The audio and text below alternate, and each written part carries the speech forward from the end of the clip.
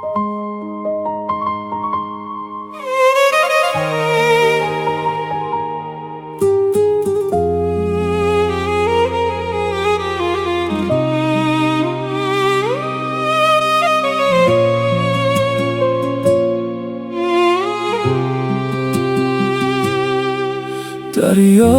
توی چشمات بود، من ساحل خستت.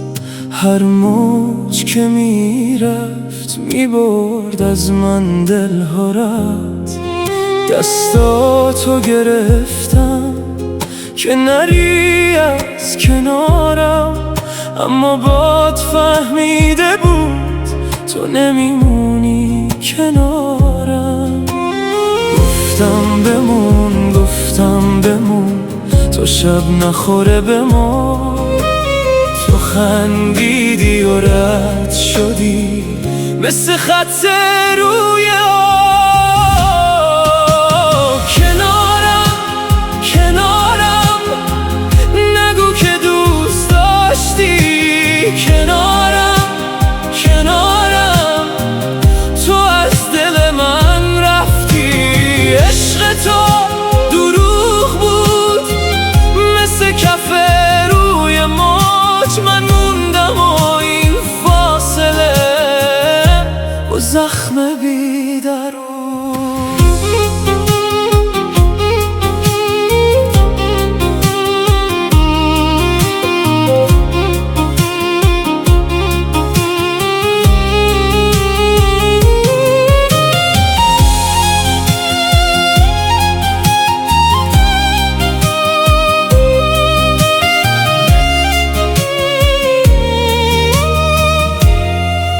شهر پشت شیشه ها بی تو غریبه تر شد.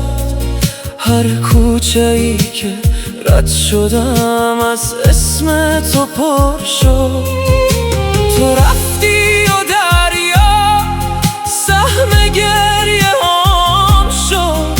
من ماندم و شبهایی که هیچ وقت تمام نشد. گفتم بمون این دل به تو عادت کرد. تو سرد شدی جا گذاشتی پاییزه